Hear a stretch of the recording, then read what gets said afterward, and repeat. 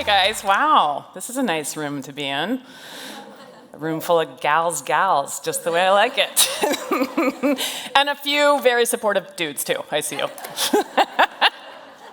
So this morning, I have the privilege of hearing from a woman who has personally moved me with her courage, and she has reshaped not just policy conversations, but the stories we tell about women's lives. In 2022, after being denied a medically necessary abortion and almost losing her life as well as her fertility, Amanda Zurawski refused to just disappear into silence. And instead, she took her trauma and turned it into testimony. She became the lead plaintiff in Zurawski versus Texas, which was the first major case challenging a state abortion ban after the fall of Roe v. Wade. And when the Texas Supreme Court upheld that ban, Amanda still would not go quietly. She testified before Congress. She was the subject of a documentary released in 2024. She spoke to the world's biggest media platforms, Anywhere and Everywhere, and she was named one of Time Magazine's Women of the Year. And this was all just helping to ensure that these realities that women, that all of us are facing, would be impossible to ignore. And today, in this room full of women who shape culture through our own lives and also our storytelling as producers, writers, directors, executives, and performers like myself, Amanda's voice is a reminder to all of us why representation and truth matter. We all know women's rights are human rights, and the stories we choose to elevate can change the course of those rights. So before I bring Amanda out, I want to give you just a little taste of her fire and show you a clip from her congressional testimony. Thank you. My name is Amanda Zurawski, and I live here in Austin. I'm here to testify on Senate Bill 31 and against Senate Bill 33 and 2880. In 2022, the same week that the trigger ban went into effect here in Texas, my water broke prematurely at 18 weeks gestation. My husband and I were devastated to learn that with complete certainty we were going to lose our baby that we desperately wanted. For 3 days, I had to wait and listen to my baby's heart while waiting to deteriorate until the brink of death. I had to listen to her heartbeat, wanting it to stop and not stop at the same time, because I wanted this baby, but if her heart stopped, it meant I could finally get the care that I needed.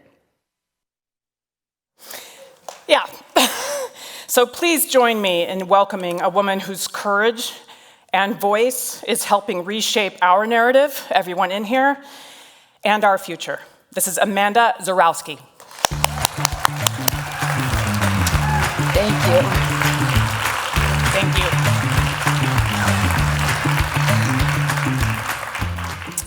Good morning.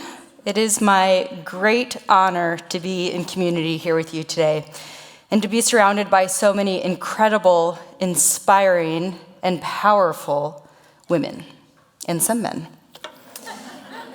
Gatherings like these are more important now than ever as we come together to empower and uplift one another in a world that otherwise feels so divided. I'd also like to extend a special thank you to TheWrap for inviting me and for giving me this wonderful opportunity to share my story with you. My story is extraordinarily personal, but you may have heard it before, perhaps on MSNBC or CNN, or maybe from the main stage of the DNC alongside my husband, Josh.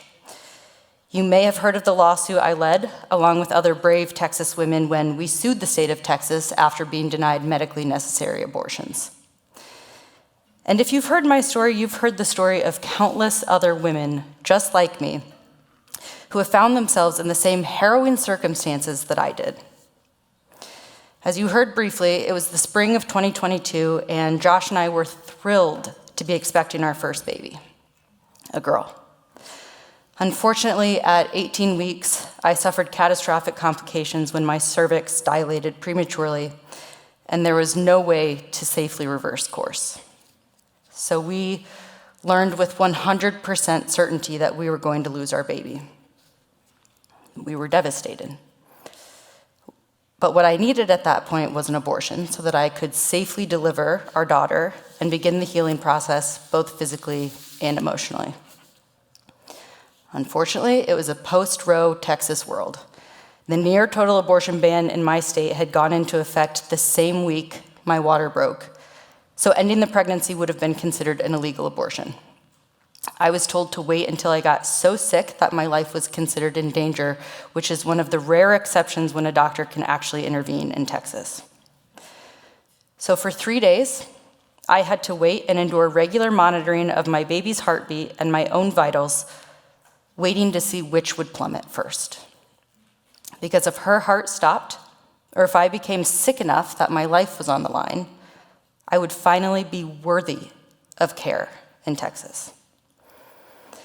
I still haven't found the words to properly describe the anguish, the pain, and the cruelty that completely engulfed me for those 3 days.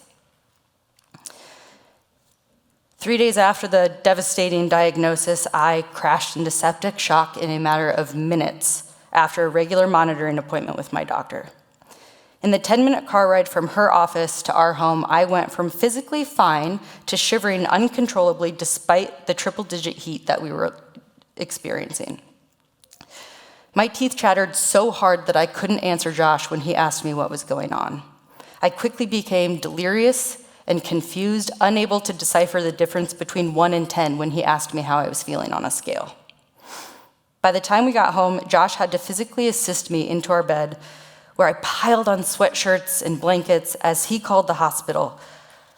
I remember hearing him describing my symptoms, asking if I would finally receive care if he brought me in. Fortunately, I did receive care, but the trauma was far from over. After stabilizing my vitals enough to deliver our baby, Willow, I crashed again with another bout of sepsis and was transferred to the ICU. I was there for 3 days, and my family flew in from across the country for fear that I wouldn't pull through. It was in that dark and lonely hospital room where I realized I was actually lucky. I lived.